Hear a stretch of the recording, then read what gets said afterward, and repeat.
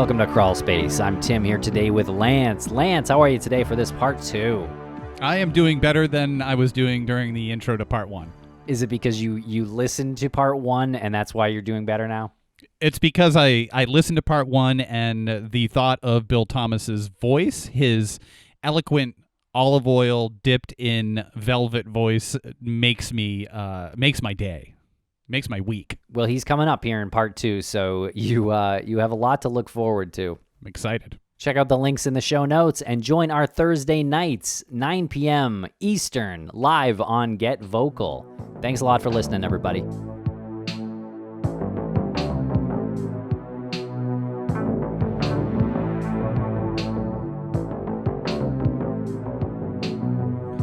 You were saying earlier that Molly was always kind of fighting for the underdog and was sort of kind of a goofy individual at times and very carefree.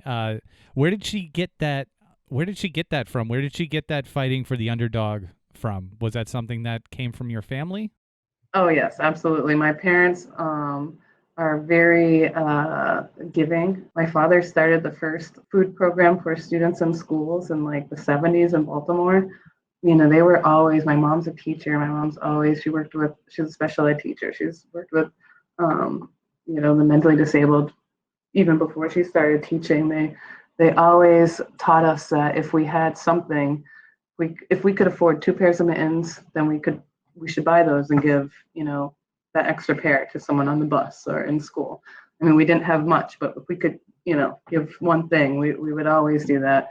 And, my parents loved the Kennedys. And so, they sort of aspired to we were middle-class people. We grew up in a ranch house. It was nothing fancy, but we were taught that we give back. And that's what we do. We have to make the world a better place. And so I do think that my parents infused that in all of us. I can see that even in my brother, who's, a rough and tumble guy working at the Department of Transportation, but he's always out for those underdogs. And I'm proud of my brother about that. And, my sister was the same way. She would have these special ed kids that would come into her art class, and she would write them notes like, "I'm so glad you're here today," or "We're going to have a great art class." And the aide that was with them would say, "Oh, they felt so comfortable because Molly would reach out to them and make them feel like they, people wanted them there." And, I'm proud of my sister for that too. And that's how I want to be. I want to be like that. And I'm proud of my parents for teaching us that. And so I guess, we try to live in Molly's spirit and her love and what she represented. And that sort of guides me. What do you're in education. What do you do in education? What do you teach? Well, I was a special ed teacher for a long time.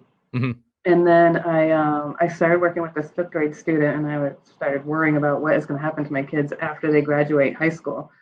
And so I just kind of became interested in like these college programs that they had. And I work with like Down syndrome kids or kids with Williams syndrome or autism. And so I felt like my kids had so much potential and just didn't fit in that, box passing the MCAS, but they could do so many things if we could just, include them and get them to that point. So I ended up getting my doctorate at Northeastern in curriculum leadership and specializing in transition services for those kids, like moving from 18 to 22. And so now I work at a college on the Cape, and we do vocational training for students with intellectual disabilities. And it is the best job in the entire world. I love it. Yeah, I mean, I feel bad bragging about it because I love going to my job every day. No, and that's great. And my kids, like, they are just so awesome. They want to be part of everything. They want to have fun. They want to succeed. I mean, and they, if you're ever looking for a Netflix movie, there's this great movie called Love on the Spectrum. So good. But it reminds me of my students, and they just bring me so much joy. And literally, I think, I don't know if I could have done any other job with this heaviness weighing on me.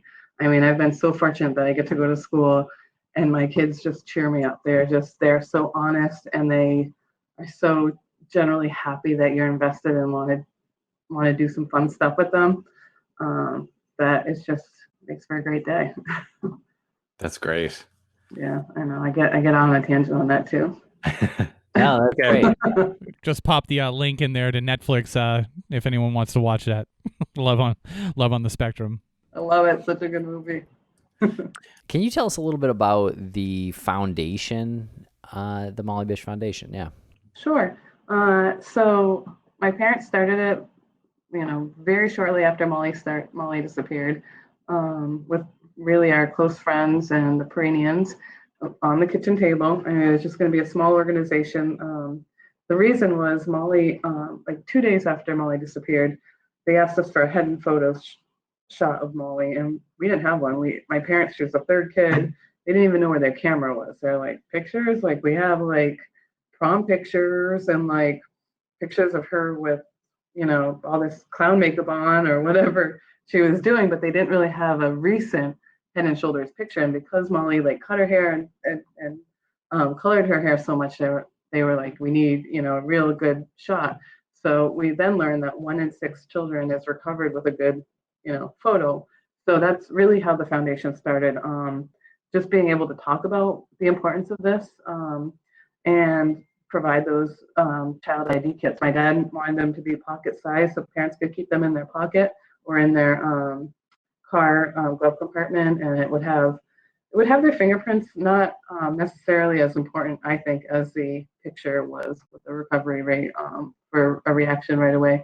But it also gave you tools to talk about safety with your kids. Like, what are some rules? Like, we need to have a word that only our family knows. So, you're only going with these people when you get picked up somewhere, or, only walking in pairs, and, just practicing these just simple adjustments to our life, unfortunately.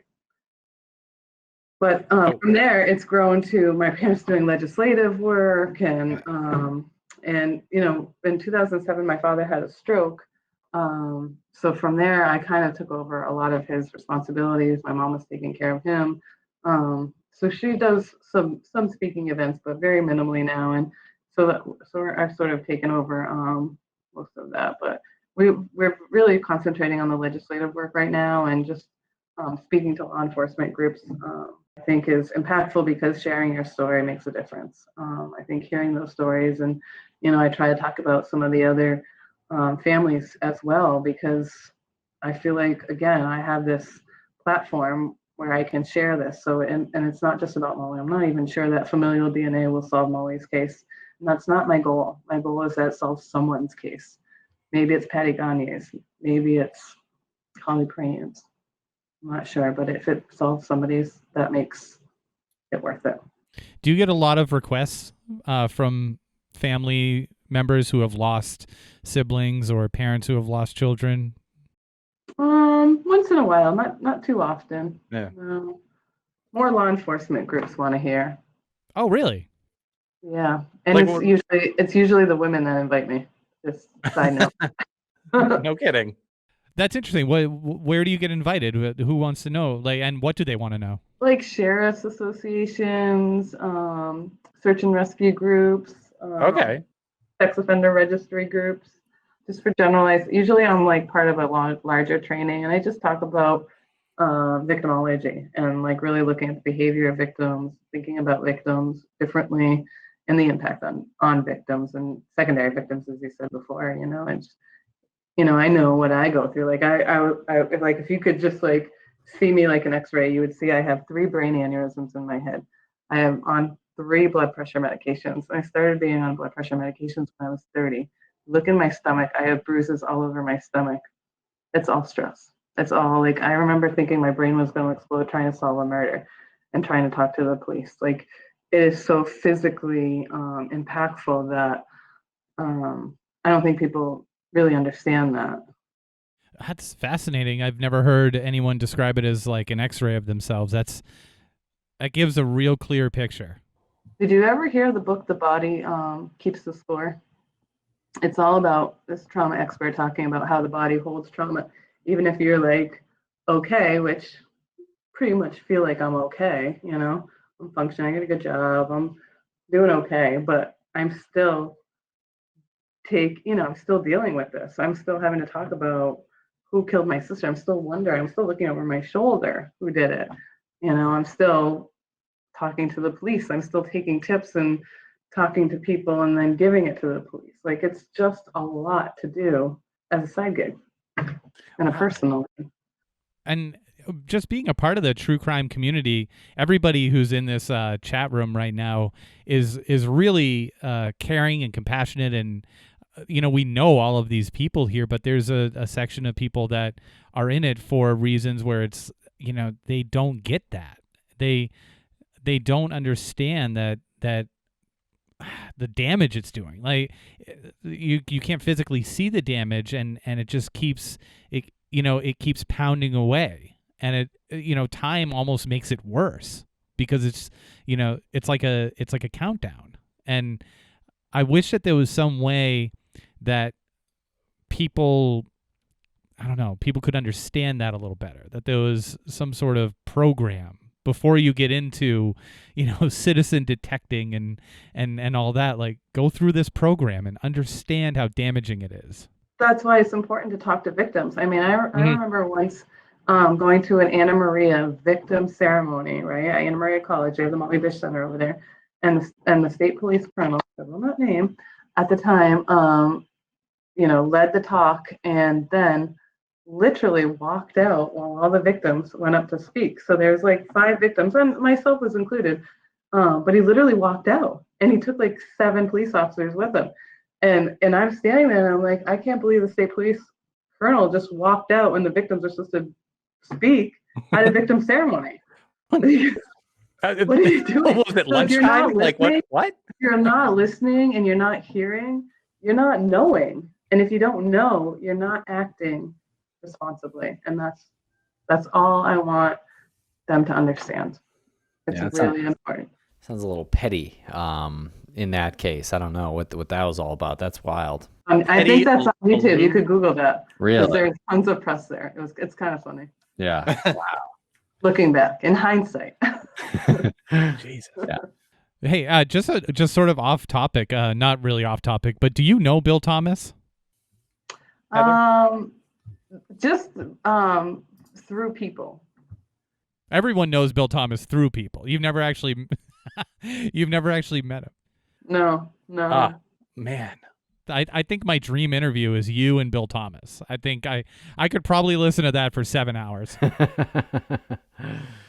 Yeah, Bill lost his sister a while ago. We've had him on. He's a great sibling advocate as well for his sister's case and the Colonial Parkway murders. Oh yes. And yeah, I wanted to mention the Blue Ribbon campaign that is happening with Maura Murray's family. I know we mentioned that right before we started broadcasting here, and I think that's great. And when I signed the petition today, Heather, you had mentioned that you did too. That's great. And if everyone out there can sign that petition, that would be great. And have you had contact with the Murray family in the past? Not for a while, not for a long time. I think initially we met the dad, but not for quite some time. His case is rolling old too now, Right, I know. 16. Well, getting up there. Yeah, and Tom Shamshak worked on Maura Murray's case as well, to some degree. I know. I'm not sure. Right, exactly. And I think we have a mutual friend, Dr. AnneMarie Myers, who's worked on both of our cases. She was the forensic anthropologist that worked at the time Molly was recovered. She worked at the medical examiner's office. So we were so fortunate because she was a forensic anthropologist. She designed it in a grid by grid search. So that was really the reason why we were able to recover so many bones.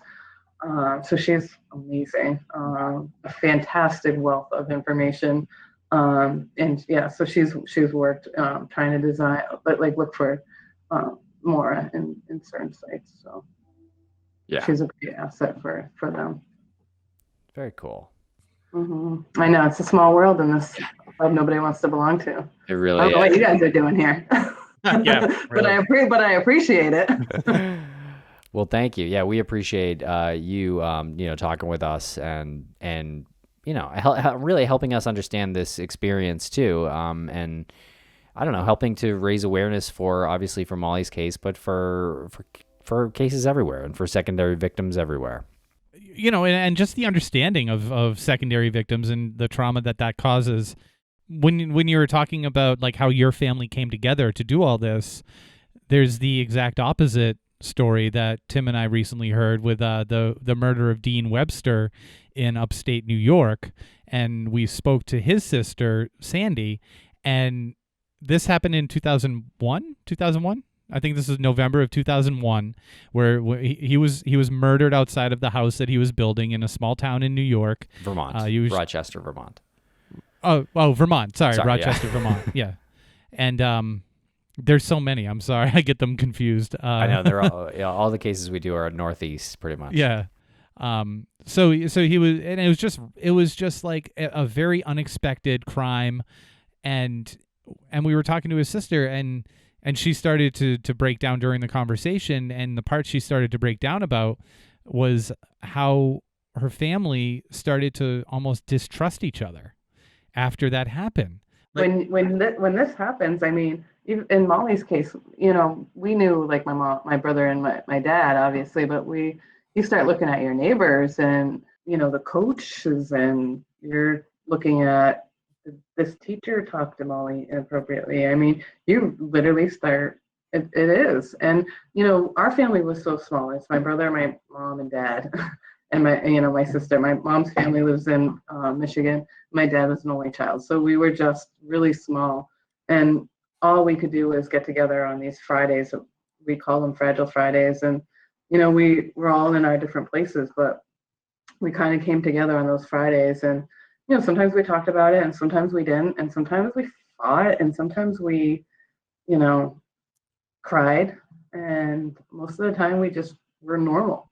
And we're trying to be normal in a very tough situation where everything doesn't feel normal. Like, how do you do this? How do you go to work? How do you, you know, I have a friend who was in fourth grade when his sibling was abducted, and he went back to fourth grade, and all the kids were saying, well, I would have punched him here and I would have knocked that guy out. I mean, his brother was literally abducted when he was riding his bike next to him, you know.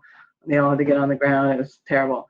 But all the kids went back and said, you know, I would have done this and I would have done that. And I think, you know, how do you deal with that? Like, no one expects that. I mean, I used to go shopping after, and people would say, oh, you're Molly Bish's sister. And they would start crying to me in the middle of, you know, the mall. It was weird.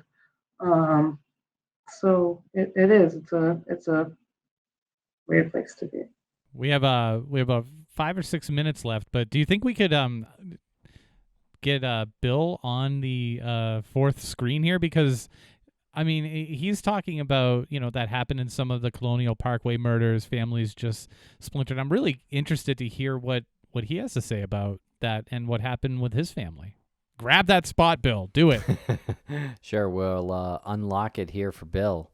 Yeah, that is an absolute. That is one of the most tragic elements, Lance. That I think that it tears families apart and sometimes makes people look over their shoulders and not trust their own family members. That's got to be one of the saddest things that I've heard. Well, yeah, sad and infuriating too, because you have someone who just stole one life, but that power that person has at that point, stole one life, but has has stolen countless other lives who are just, those people are just still alive. You know what I mean? Like, this person has ripped apart so much just by doing this one act. And the power there has to be intoxicating. And it infuriates me. And there's Bill Thomas, and I feel better. Well, hey, everybody. Hey, Heather. Oh, my Hi, God, Bill. that voice. Nice to meet you in person. Nice to meet you as well. We're going to meet in Worcester, I think. All right. Sounds good. Well, you said at midpoint, so I think. Yeah. We'll What's figure yours that out. midpoint? See, Wormtown shows up all the. We have. No, we they still- set this thing up. We still have a Commodious studio that you guys can swing by. No one's been there in months. No, the mail is literally probably bursting through the door right now. I don't even want to think about it. Heather and I were talking about a midpoint because I'm in Connecticut and she's on the Cape, and then she said, "I think you have a statewide coordinator or another person you wanted me to meet who sounded Yes. amazing." Actually, Dr. Myers. Oh, cool. And Who I mentioned. I've so enjoyed this conversation, and writing down ideas, and you mentioned movies we should see and books we should read, and I'm writing them all down. If you wanted me to comment on the splintering effect, there's also something else too. In a situation like Molly's, where there could be suspicion, I totally get that. And then in the Colonial Parkway murders families, there wasn't necessarily suspicion of family member involvement necessarily, but sadly, I've seen in our case and in others, just families fall apart. The pain is so excruciating, and it either builds you up or it destroys you. And we've seen people in our case, I mean, there's no way around this.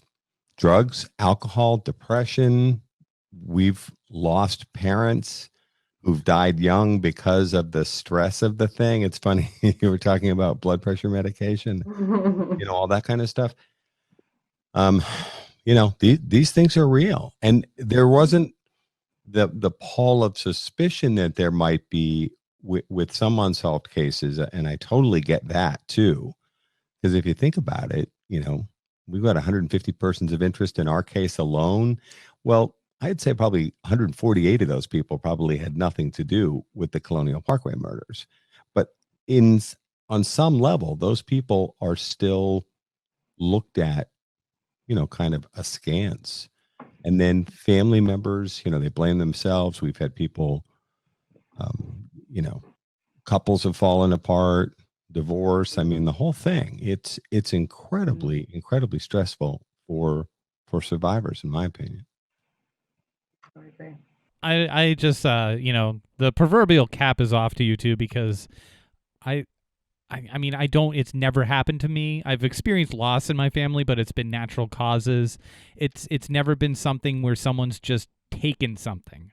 And I get so mad hearing this. I can't give you guys enough credit and enough respect for what you do, and just being open and honest, even about if you were to take an x-ray of me, this is what you'd see. You're not putting up this air of it's all together. I got it together. Why would you do that? You have to show how damaged you are in order to make progress, so people can see how bad this really is.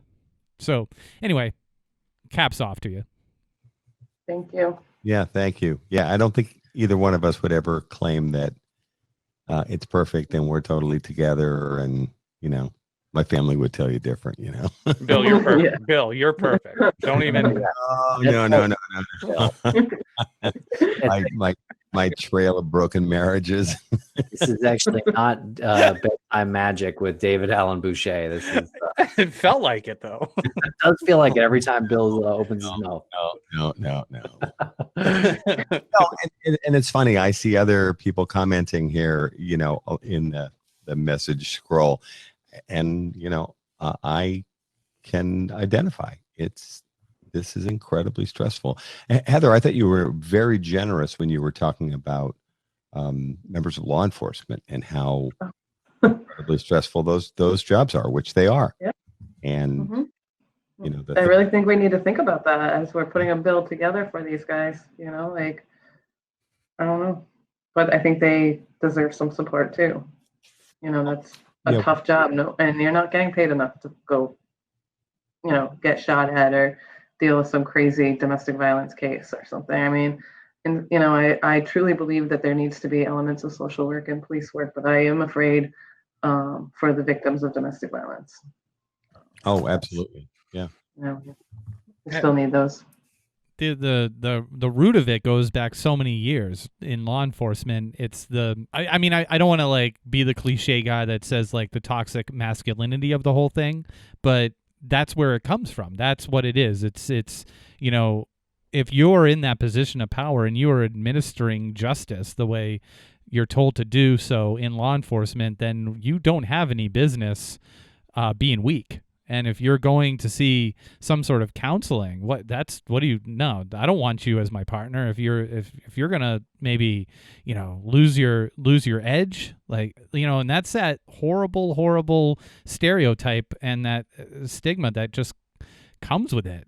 And I have a lot of respect for law enforcement. I have family members who are in law enforcement, but I saw it. Like I see it. It's like, I don't want to see your collection of guns. Like, I want you to talk to me like a human being.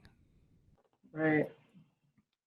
And there is a lot of social work that goes in there. I mean, most of the people that are getting arrested are dealing with their own traumas.